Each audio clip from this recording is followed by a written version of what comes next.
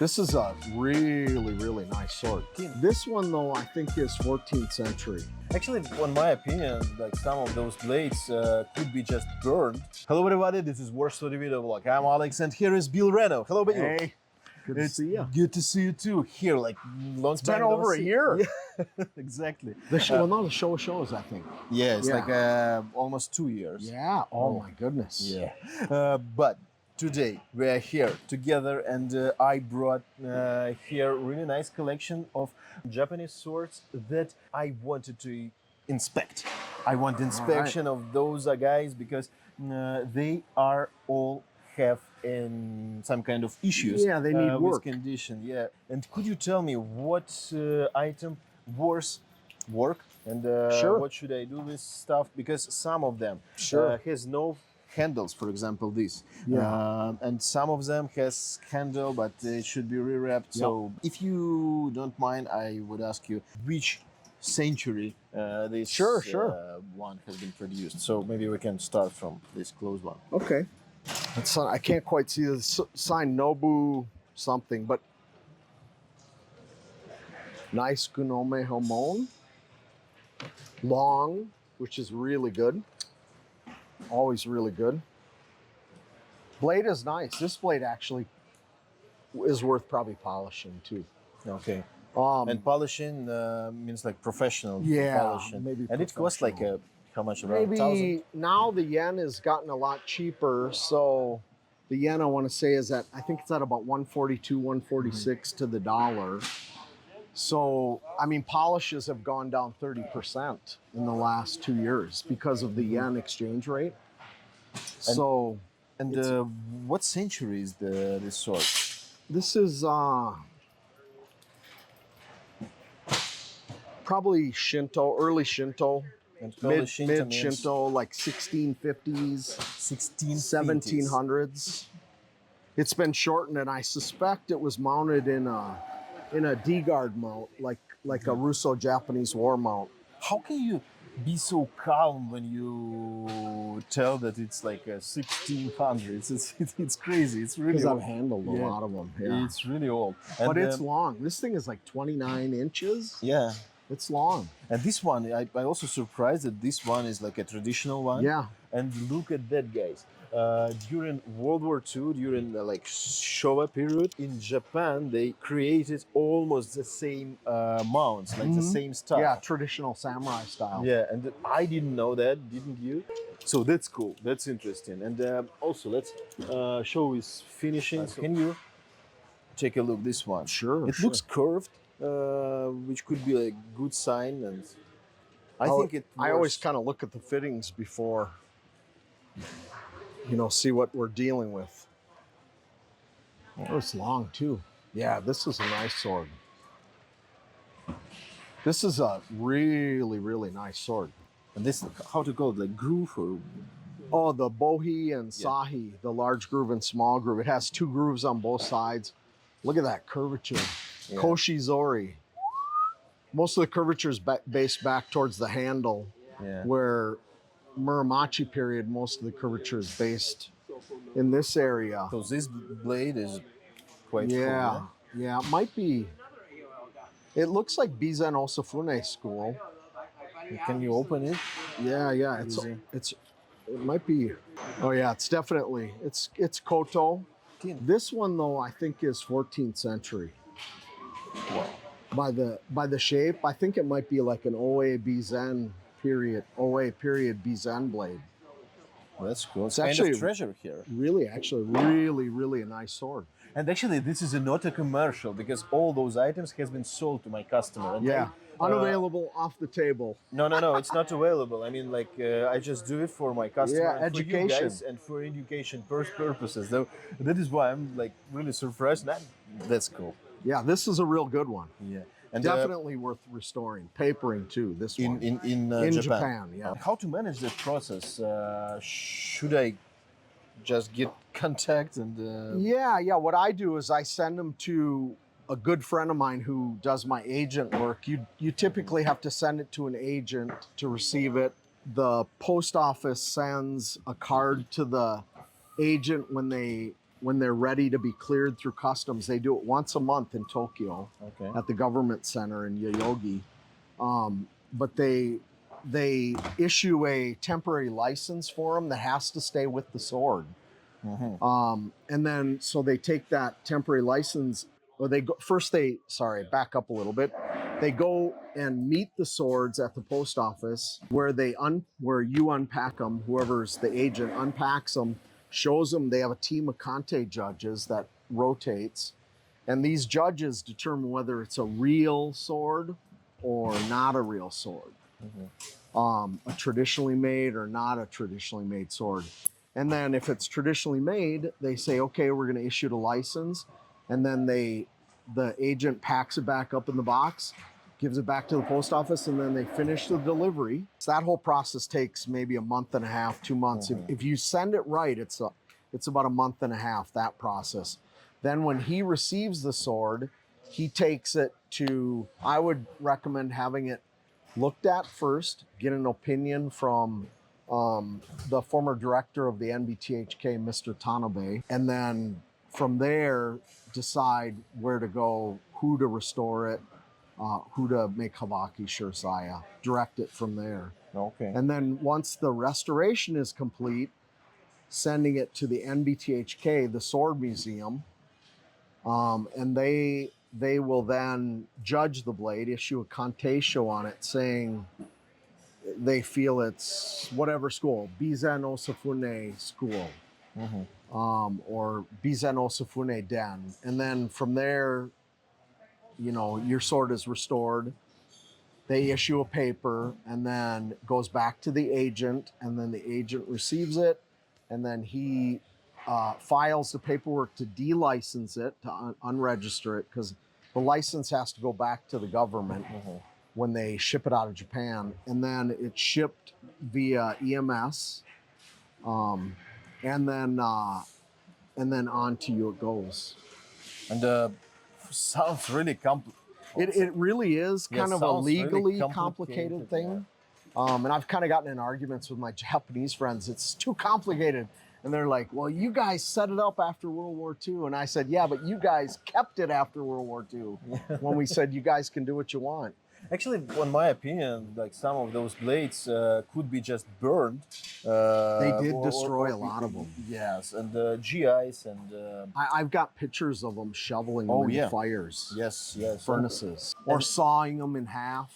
That's with true. chop That's saws. True. Or just drop it in the ocean. Yes. Yeah. There was a lot of that. And people who brought it back to the United States, they just saved it, actually. Yeah. That's very interesting. So usually saved it and abused it. A lot of times swords are abused like this. But I think the point of this video is that these kinds of things can be restored. Lacquer can be restored. Swords can be polished. Habakis can be made. Handles can be made. And unlike German stuff, Japanese stuff it's better if it's restored, or there isn't a stigmatism. Oh, you're changing the originality. These have been restored for hundreds of years. Yeah, they rust, they polish them, they rust. That's also good to pay attention on it. Yeah. So this one is Showa period, right? I think it's a little bit earlier, maybe Taisho. Taisho, late Shinshinto, like 1912. Or Shinshinto ended in end of Meiji. So it's a border of 19th and 19th and 20th century. Yeah, nice sword though, unsigned, very distinct Nakago end, which you could probably determine. Smiths are pretty specific with their. We're looking at the end of the Nakago. Smiths were very specific how they did, how they finished the Nakagojiri, the end of the Nakago. I have a blue book. Yes. And and you can tell, like for instance, with the Tadayoshi, they have kind of a gentle curvature on the bottom of the Nakago. A lot of times you'll see them in there like this, and you're like, it's not right, because they never made they never finished the end of the Nakago like that, unless they had been shortened. And this one definitely cost like to be how to say it, like to be incomplete, because Yeah, I have definitely. only saya, Saya. and we need here the Yeah, throat. the Koguchi, which is the throat of the scabbard, and Yes, then the and Seppa and handle. Tsuba and Handle and Fuchikashira. Yeah, And they're military, so they are not necessarily difficult to find. yeah, It's just a little harder to find the right but it definitely works. size. Yeah. It's sizing it, but it's definitely. And this one you can. It's actually really And nice. do you have Oh, parts for it? lots of parts. Yeah, I have Okay. lots and lots of So parts. I know who can help me. Another guy, Mark Jones, has lots of parts too. Okay. But this has, you can see beautiful jigane, the Yeah. the rings, the grain, and it actually this sword actually has a little bit of itsuri, that kind of cloud bow itsuri that Yeah. floats over the temper line. And I also enjoy watching temper line, like Yeah, curvature. Yeah. yeah, long too. It's long. Yeah. That one's maybe 27 inches. And let's take a look on that one. Yeah, okay. The end one. Yeah.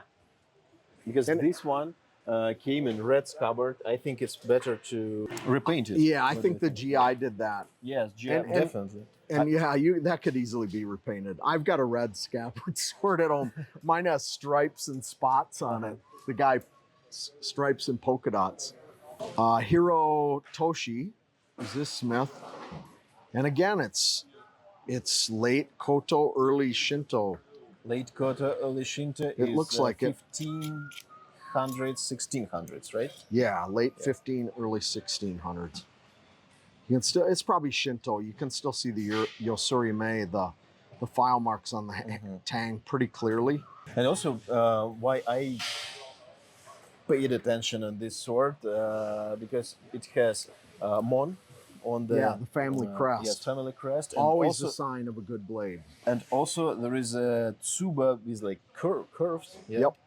Pierced Pierced tsuba. tsuba. These which are is also always, pretty rare yeah, for that's just always a- a sign of a better blade, the pierced suba. And another sword with the same like crest and pierced tsuba is this one. And also it has interesting detail.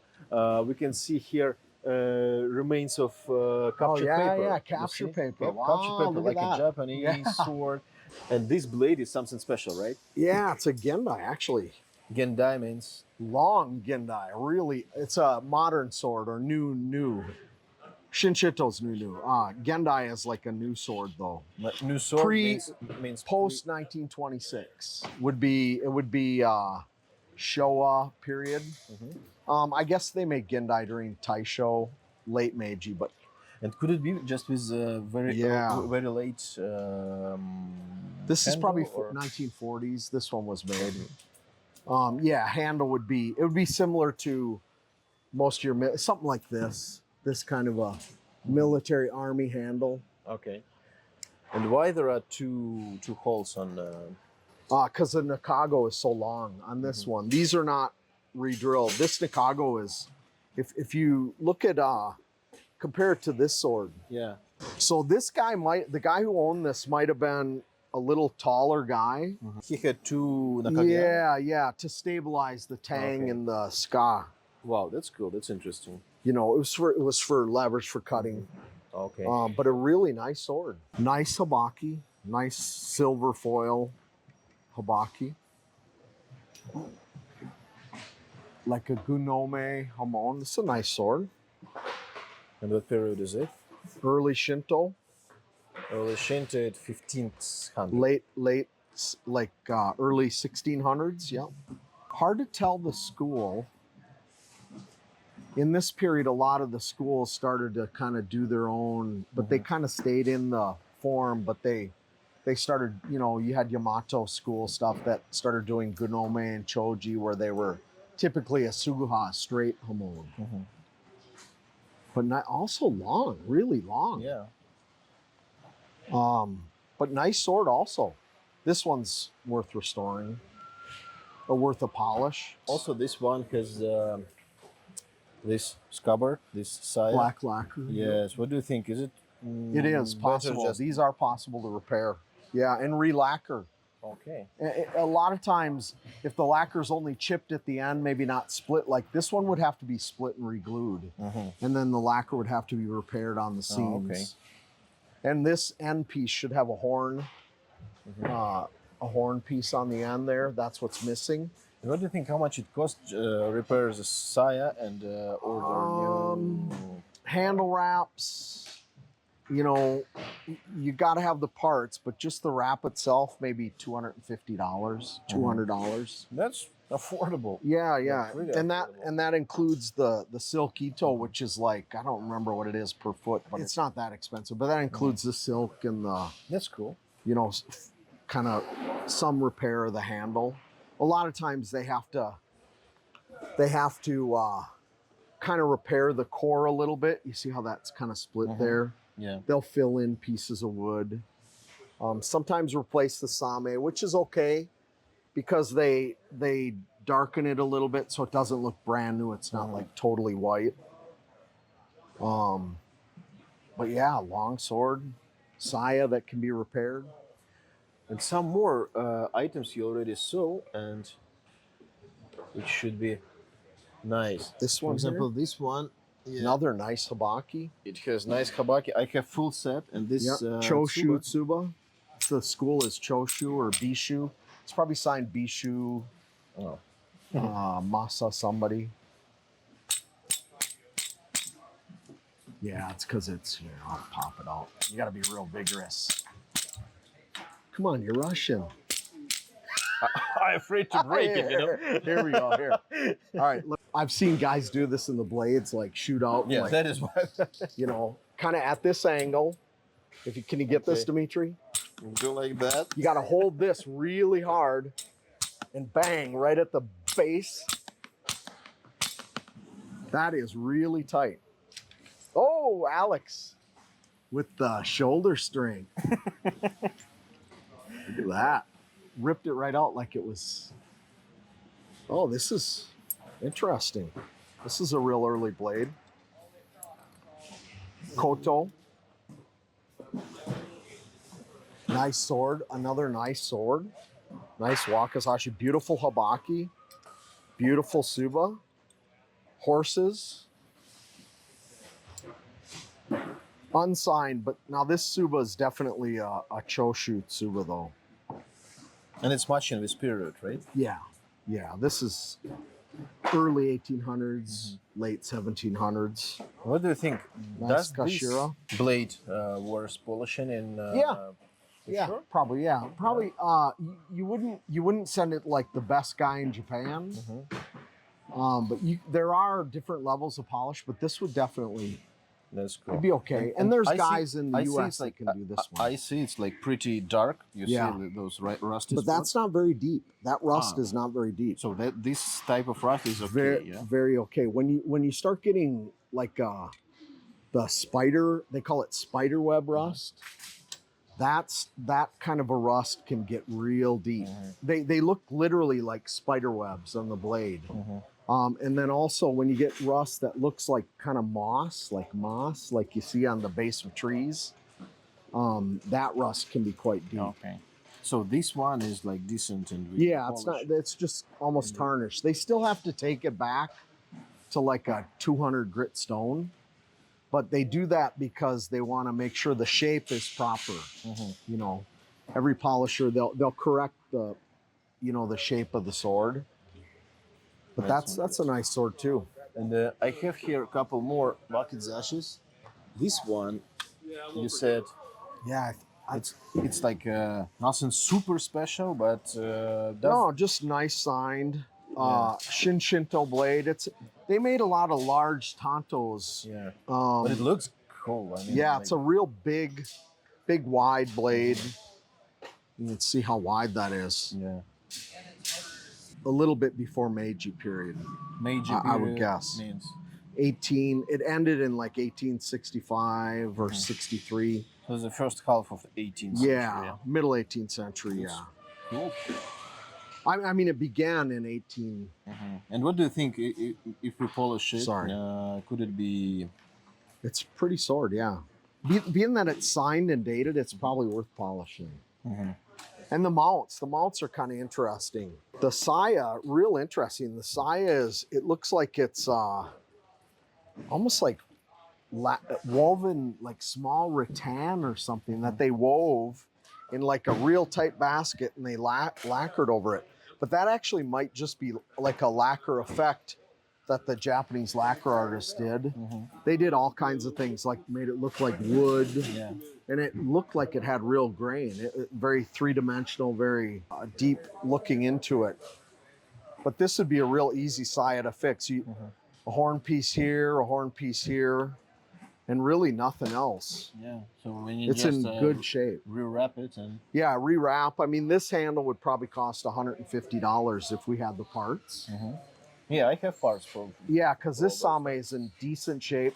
These little circles that are cut out in the center of the same is where the post of the manuki would sit, and that would keep the manuki stable.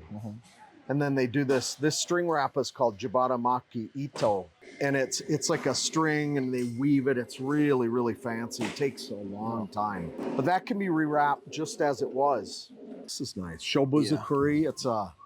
It's probably a naginata shortened maybe, but really, really nice fittings.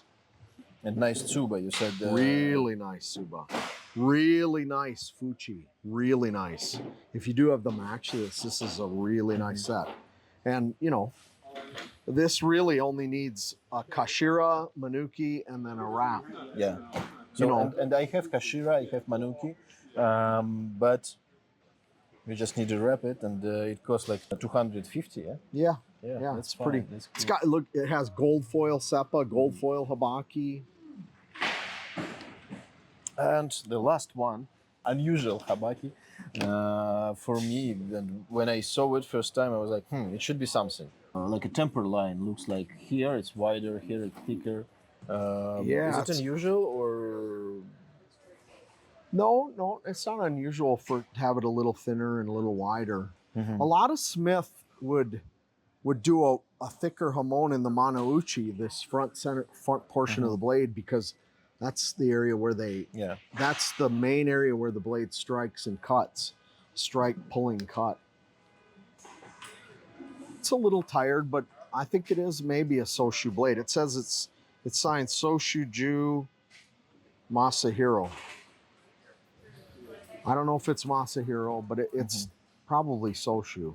Yeah. So Bill, I'm glad you were here, and it was so helpful. I hope, guys, you enjoyed this video. I know Japanese theme not that popular as it should be, because like more views I can get from like German stuff, generals, and other things like that. I really love it, but I also enjoy Japanese theme. Yeah. Because also our country's history. Yeah. Yeah, the Russo-Japanese War. Yeah, and there's a history there. Yes, and all that stuff. In Russia, you cannot find a lot of Japanese swords. Soviet veterans brought it back from Korea, also from I China. suppose. Did they Yes, get but- confiscated? Yes, but not that many. I mean, like not that many. And again, we gotta appreciate veterans who brought it back, Yeah, because absolutely. most of those items gotta be like destroyed or just dropped to the sea or ocean. And now we can find it here. I found this collection 2 years ago, and I still work with it, and I still want to show you How many guys. swords were there? Oh, it was more than 200 swords. Wow, Like wow. 80 swords Wow. was in full complete and everything, but some of them didn't have any like. There's an interesting point here. This this is another thing. The Kurakata and the Saya. These a lot of time are better swords also. Oh, The also Kurakatas. good sign for it. Yeah, Oh, yeah. That's cool. So guys, again, I hope you enjoyed this video. Thank you guys for watching this video until the end, and thank you for your time and for your patience and for your knowledge that you shared with us and with me. It's quite Thank you. exciting to see like so many swords. Like, we just bought this big lot of swords. I know it was 2 years ago, but Yeah. there's actually some really nice stuff in here. Thank you. Thank you. Yeah. Wow. Cool. So, have a good one and see you real soon.